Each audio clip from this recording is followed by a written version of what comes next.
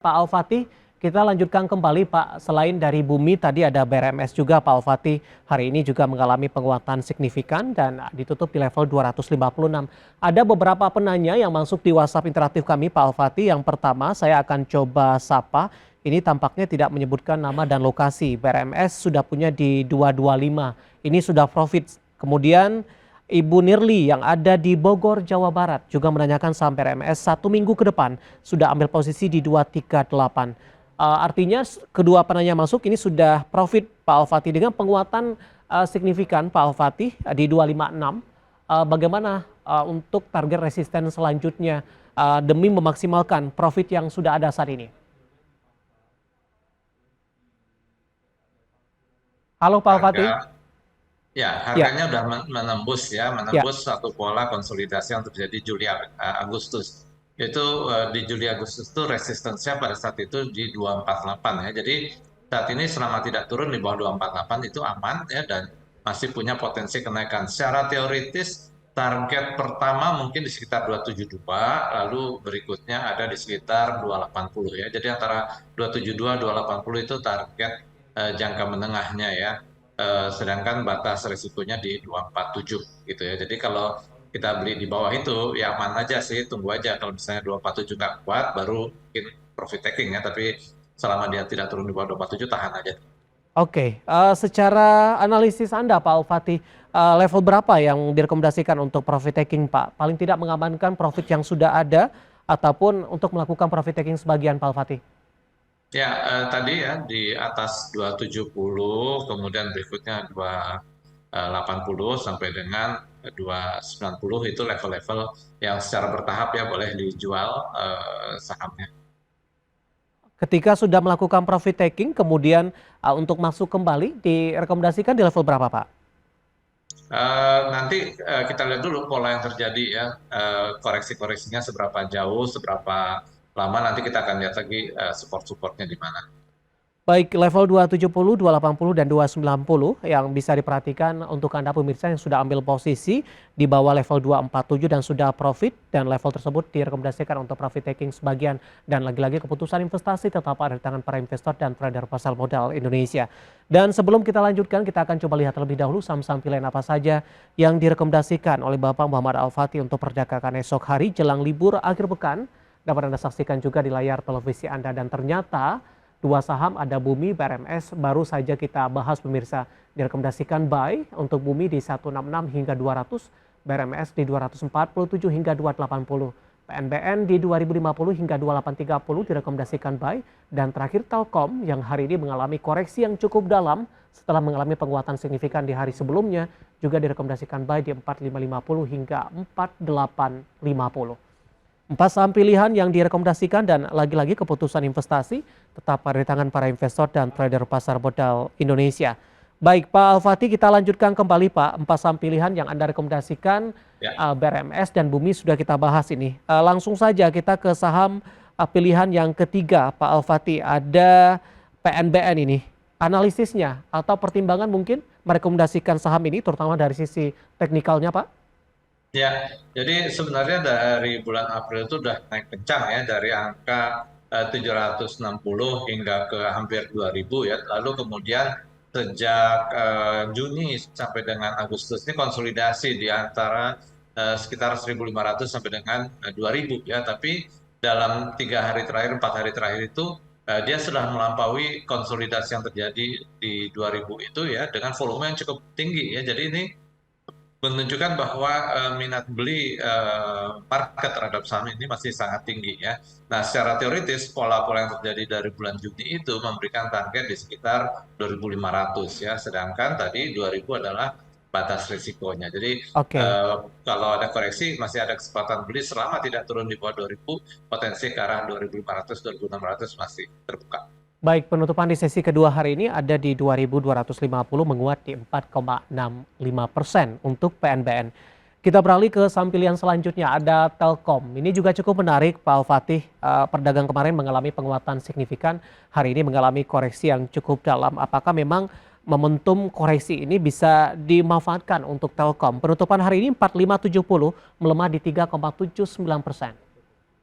Ya, kita lihat sejak bulan Juli itu trennya menguat, lalu di atas 4.700 itu terjadi koreksi-koreksi, lalu di 4.350 mulai bergerak naik lagi ya. Nah, kita lihat polanya dari Juli itu sebenarnya up channel ya, jadi pola kenaikan yang dibatasi oleh dua buah support resistance yang sejajar.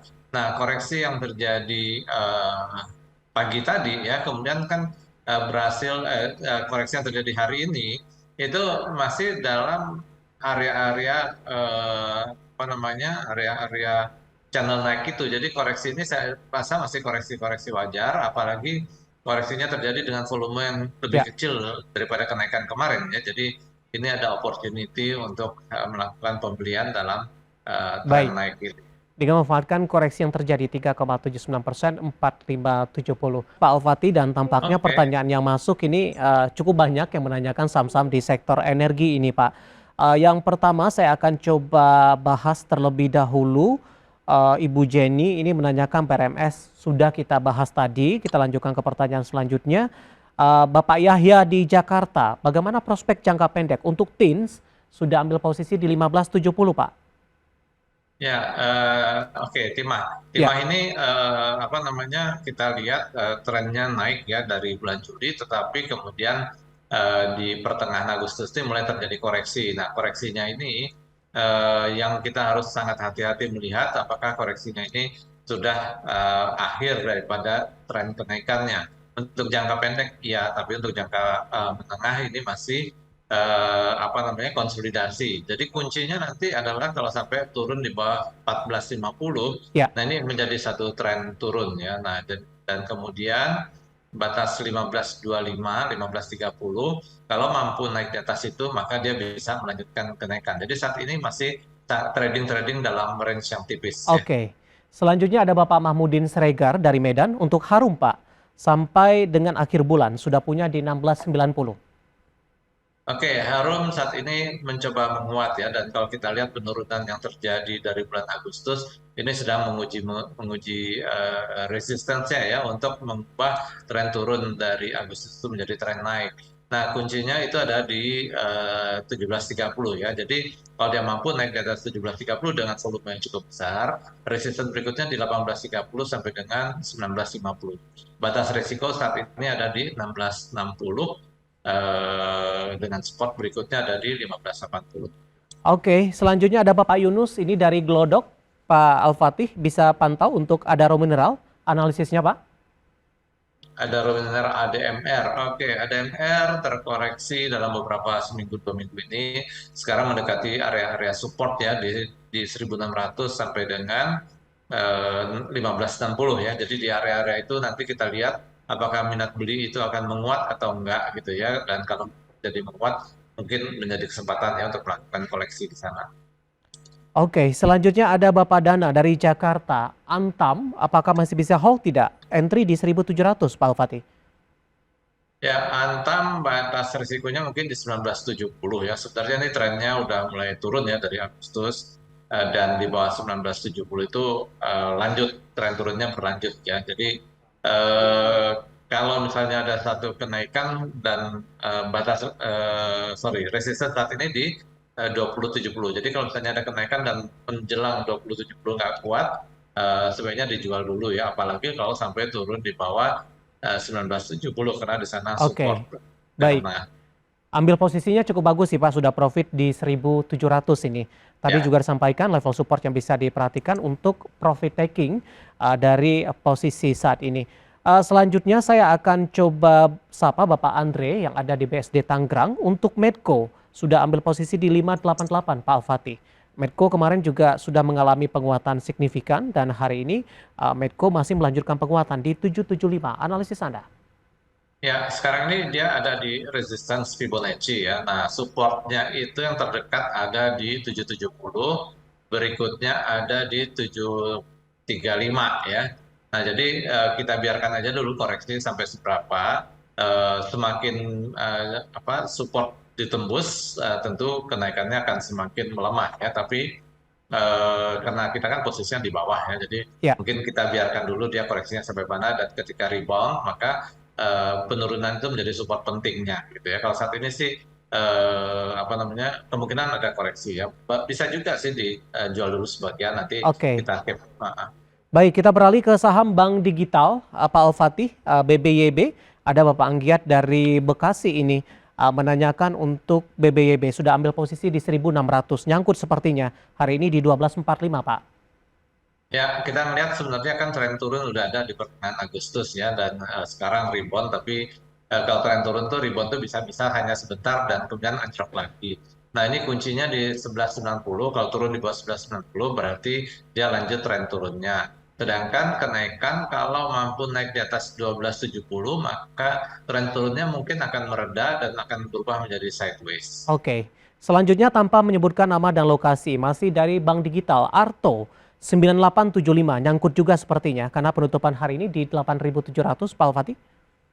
Sorry, sahamnya apa? Arto. Arto, Pak. Oke. Ya, Arto ini sekarang berada di area support, pas dekat-dekat support ya di 8.600-an ini. Jadi ini agar diperhatikan betul, karena kalau turun di bawah ini maka support berikutnya ada di 8175 ya. Kenaikan di atas 9.100 mungkin akan mengurangi tekanan jual yang ada. Oke, ada Arto tanpa menyebutkan pada lokasi yang nyangkut di level 9.000-an dan penutupan hari ini di 8.700. Sayang sekali Pak Al-Fatih, waktu kita cukup terbatas, sebenarnya masih banyak pertanyaan dan kami mohon maaf, dan Anda bisa bergabung bersama kami kembali di waktu dan di program yang sama di Perdagangan esok hari. Pak Al-Fatih, terima kasih sekali lagi, sehat selalu Pak. Ya, sama-sama. Terima Baik, kasih. ada Bapak Muhammad Al-Fatih, pemirsa Vivi Sambuang Sekuritas Indonesia, dan sekaligus mengakhiri kebersamaan kita di IDX Succession Closing untuk kali ini. Dan pemirsa, untuk mendorong bermunculannya inovasi unggul dalam ekonomi hijau dan sebagai wujud apresiasi terhadap produk inovasi berbasis keberlanjutan, IDX Channel tahun ini kembali mengadakan IDX Channel Anugerah Inovasi Indonesia dengan tema Fostering Sustainable Innovation and Economic Recovery yang akan ditayangkan pada hari Kamis malam ini 25 Agustus 2022 pada pukul 19 waktu Indonesia Barat hanya di IDX Channel. Saya David San Oval dan seluruh kerabat kerja bertugas mengucapkan terima kasih dan sampai berjumpa kembali. Di IDX Channel Anugerah Inovasi Indonesia 2022. IDX Channel Anugerah Inovasi Indonesia. The most innovative company.